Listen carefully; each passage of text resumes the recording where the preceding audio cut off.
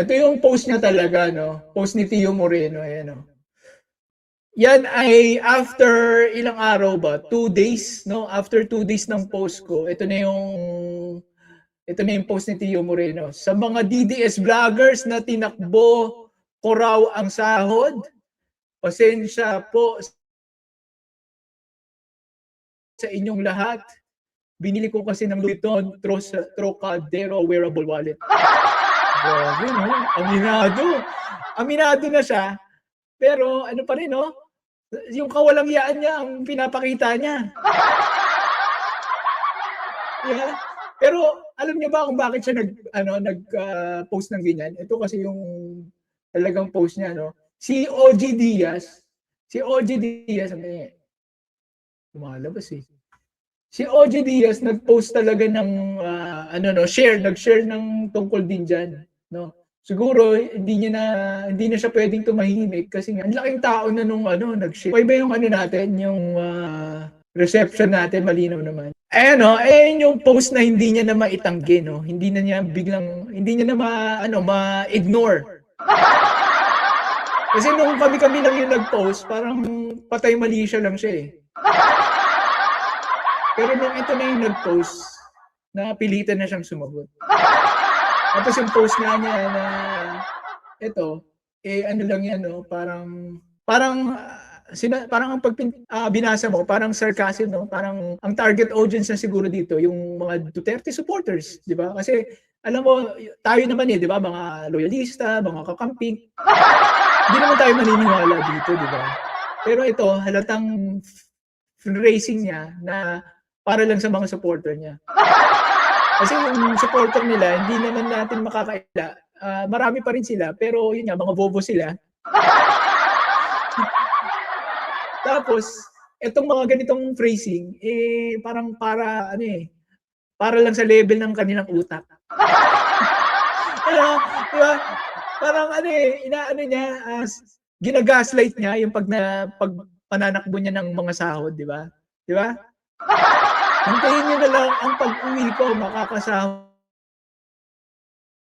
din kayo. Diba? Patience is a virtue.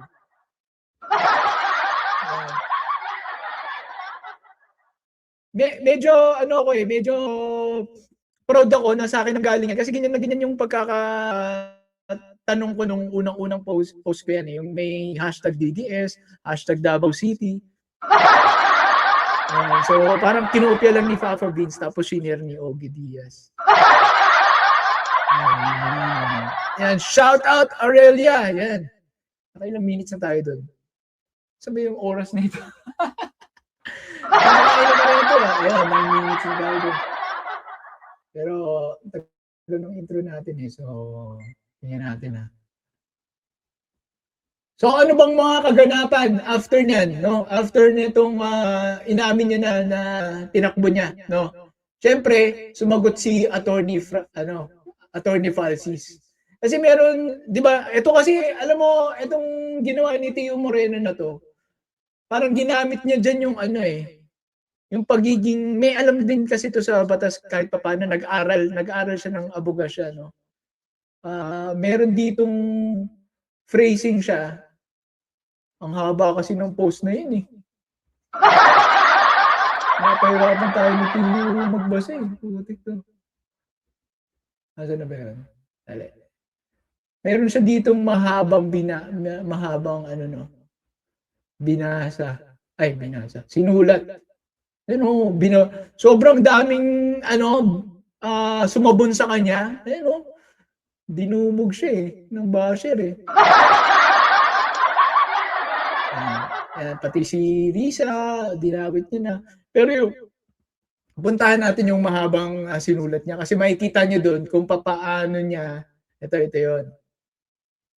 Ayan nag-combine forces na ang dalawang pangit na, imagine, hirap na maging, meron dito sinabi siya, sa mga DDS vloggers dyan, lumabas naman kayo, mag-testify kayo, under oath na inestapa ko kayo. Diba?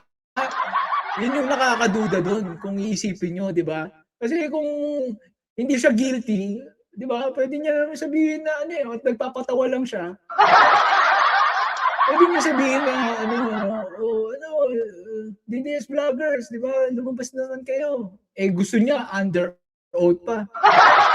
Parang parang ang nangyayari, yung mga kagalit niyang DDS, dine-dare pa niya, "O sige, sampa na kayo." Tapos ayan, maglabas na kayo ng resibo na binabayaran kayo at sabihin niyo kung sino ang mga nagbabayad sa inyo.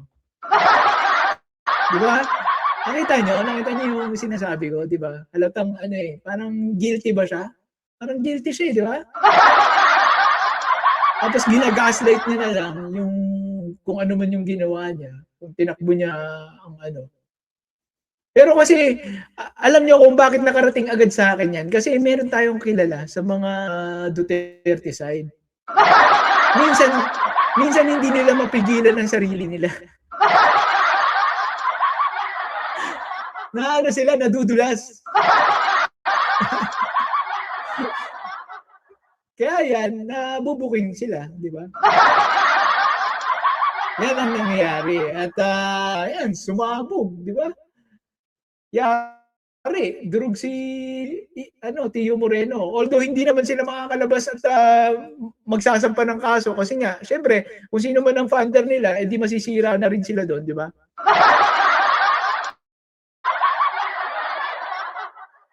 And hello po, PJ Tube 1234. Yan, shoutout po sa inyo. Nakakatagal pa ba kayo? Again, ako po si Balita at Kaalaman sa mga bagong kapasok lang, no? 5 o'clock ng hapon, Philippine Standard Time. Makakasama niyo po lagi ako. Alright. So, ayan po, no? Tapos, ito na po yung sagot ni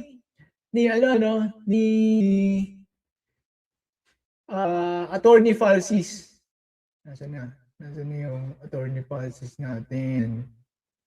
Ito, na-shoutout pa nga ako ni Attorney Falsis kasi sa akin din medyo minsan kumukuha ng ano sa akin si Attorney Falsis. Yan, nakikita nyo dun sa last post ko.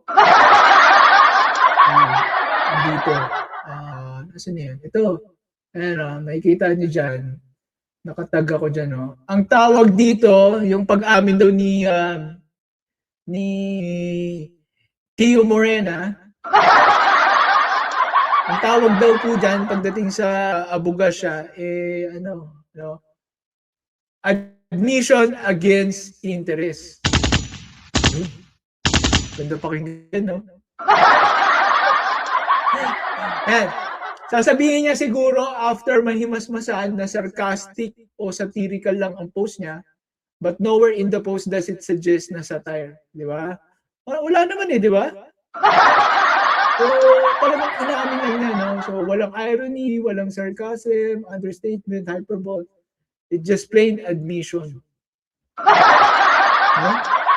Kasi kung iisipin nyo, guys, yung pinost naman ni Ogie Diaz na shinare ni Tio Moreno, wala naman pangalan ni Tio Moreno dun Di ba? Kumbaga, inaamin niya talaga. Kailangan niya na maglabas, inaamin niya na. So, yun po yung dyan, no? Case closed, umamin na Yan. Ngayon, dahil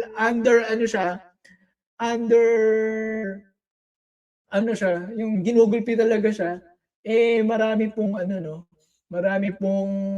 siyang dinadamay, di ba? Nandiyan sa mga post niya, sinisi niya na si Senator Risa Ontiveros. Unang-una, di ba? Ako ang unang naglabas nito, di ba? Paano madadamay si Senator Risa Ontiveros? Hindi ko pa nakikita yun personal Diba? Ang isip niya agad, nagbabayad si Risa ng mga abogado kagaya ni Attorney Falsis, saka kagaya ni Ogie Diaz. Diba? Ayan, shout out kay Tato. Ayan, nagladlad si Akla. Ayan, sabi niya.